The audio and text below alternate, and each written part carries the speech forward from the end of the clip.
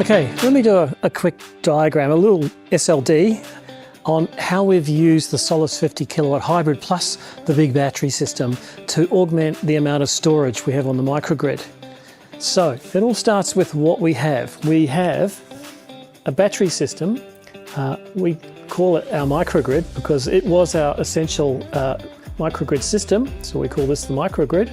And it's a 150 kilowatt hour battery. So 150 kilowatt hours of storage, and it's supplying three-phase 45 kilowatts of power. So we've got three-phase system here. It's a power chain. Okay, so there's our power chain, and that's 45 kilowatts continuous rated. Okay, now it supplies all of the loads on the microgrid, which actually includes 7 homes, 6 labs, 8 EV charging stations, 2 DC fast chargers, a lodge community building sleeping 20 people, and a teaching space called the 𝐒𝐿. All of that is hanging off here, loads. Now that doesn't look like very much, but a lot of the homes have their own solar and battery. So these homes have solar and battery. That means they're somewhat autonomous, and so effectively they're using the microgrid as the grid, as a sort of a last resort for energy. So we've got ×7 of those. We've also got, like I said, a lot of EV charging. So we've got EVSEs up to 22 kilowatts, some of them, but mostly they'll be running at around 7.5 to 11 kilowatts. So that's ×8. And we've got 2 DC fast chargers. And one of them's a 50 kilowatt and one of them's a 25 kilowatt. Bidirectional, by the way. That's pretty cool.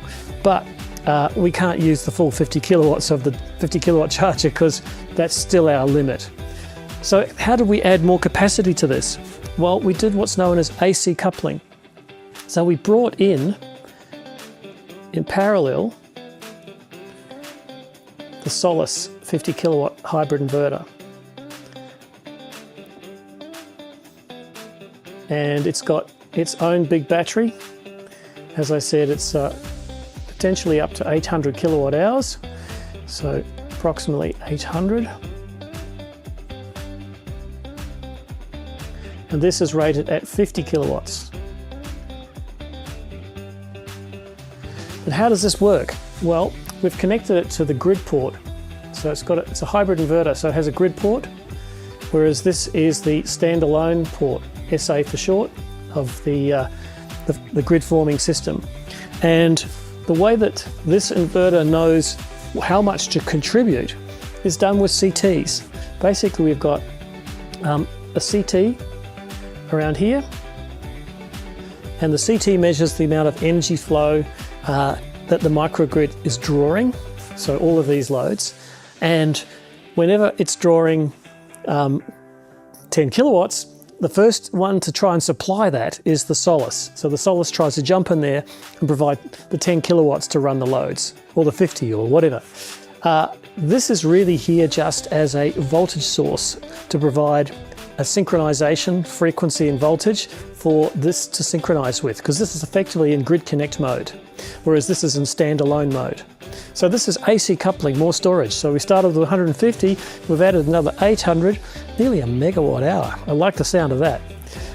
The other thing we've done is connected solar to here. So we've got 68 kilowatts of PV in 4 strings.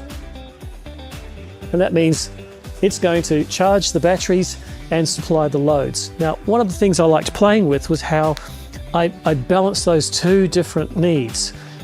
Do I want to charge the batteries first and then supply the loads, or vice versa, or export to the grid? All of those are configuration settings. So what I did, I realized this battery still needs to be charged, but it can only be charged from this solar. Well, actually there's solar on the houses as well. So what I set is that this is going to export first the first 10 kilowatts of surplus solar is going to go to recharge the microgrid.